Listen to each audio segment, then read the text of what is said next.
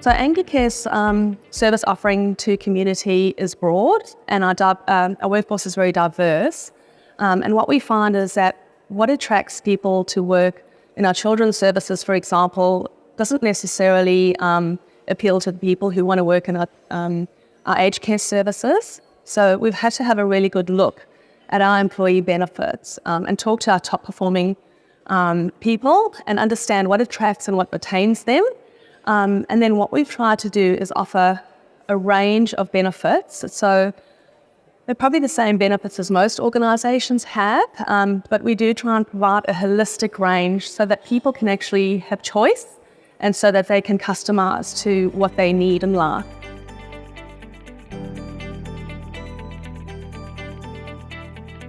I think Anglicare is fortunate because we, being a community service provider, we do offer work that's has quite an impact to the community, and so it's very meaningful work. But if COVID taught us anything, it's a bit of a looking into the future to see what our workforce shortage is going to be like for the next 5+ years, because we know in the aged care sector in particular, we're going to be short of about 17,000 carers annually, nationally. So, it really made us realise that our employee benefits has to be competitive to attract top calibre people.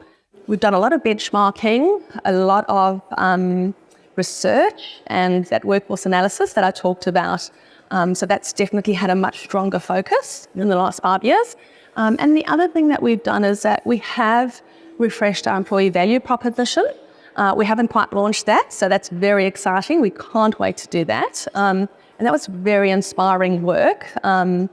We engaged a consultant who actually worked with our workforce, obviously, to let us know why people are attracted and why they stay with Anglicare as opposed to a different community service provider or any other organisation.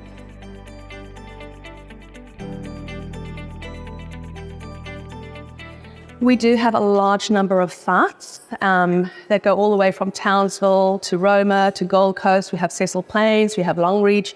So it is really difficult communicating our employee benefits. So we have an onboarding platform, like so many organisations, that does help us.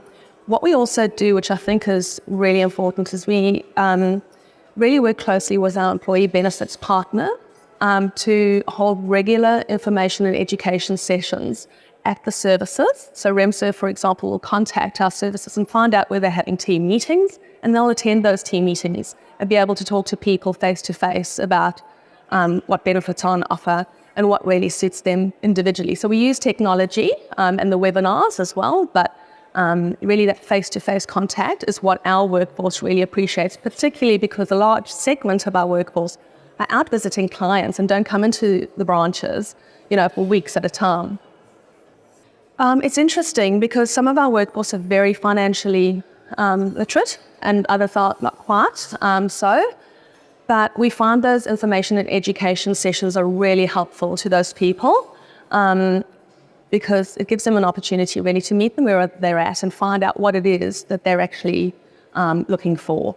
Our team is not necessarily more financially literate. Our employee benefit partners often really help us in that area. We're a small team because we're a not-for-profit. Yep. And so, for example, RemServ will they help with those conversations with those employees.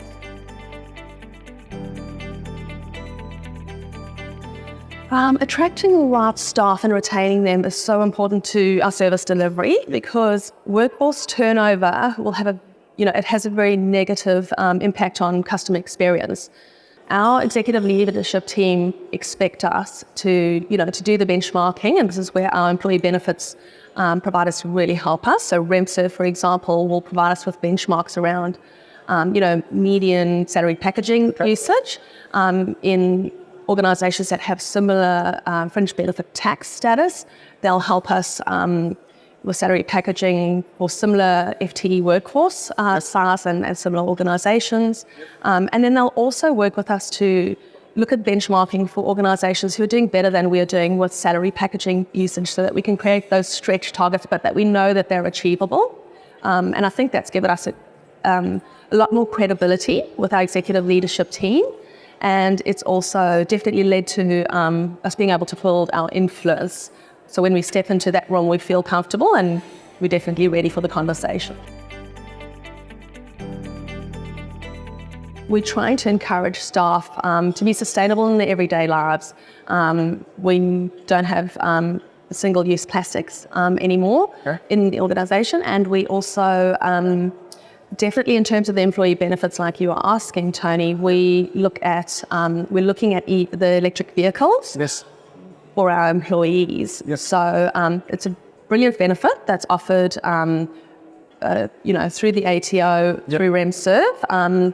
So our employees, like I said before, spend a great deal of time on the road, and they're actually required to have their own vehicles. So it's a perfect solution to that challenge, and we're definitely doing a lot of marketing around those electric vehicles. What's important is with the employee benefits partners, having that shared vision, similar values, shared goals. And so, we work really, really hand in hand. They are an extension of our team, as I've said before. And so, for example, when we attended a recent career expo, because we do attend a number of them throughout the year, RemServ came along with us and they helped us. They were an extension of our team. They were able to talk to people directly, new potential recruits, and really explain what's on offer, because salary packaging can be a little tricky to explain to people who haven't had the full PBR status before. So that's really helpful. We rely on our employee benefit partners for their expertise and the value that they add. So we don't just expect them to help us with delivering on our strategic objectives. We actually ask for their input in helping us develop what those strategies are around our employee benefits. They've got so much knowledge. So leveraging that knowledge has been really beneficial for us. And then I think where we have long-term stability with our employee benefits, I think we've seen a heap of success with that. So that's been good. I think our employee benefits partners that we work with, we tend to have, it's not just a one-person relationship. We don't just have an account manager. We tend to work with a couple of people in their organisations. And so people that support payroll, people that help myself and the CPO with our strategy, and then people who help, with those information and education sessions and coordinating that on the ground. And I think that really it's a true partnership in that case, and you start to become involved in each other's, for the benefit of each other's organisation, because at the end of the day, you're both trying to serve the same purpose. You're trying to offer the best benefit for your employees and designed around your employees, your workforce. The other thing is an employee benefits partner that's constantly striving and changing, and not just, status quo just remains as it is. So when I think about the partnership with RemServ for 20 years, things have changed so much in that time. They really have never stayed the same. And then, of course, the benchmarking data is so important. It's not something that we can easily access by ourselves. And so that's really, really helpful, that benchmarking data, knowing that we're actually positioning our employee benefits where we should be.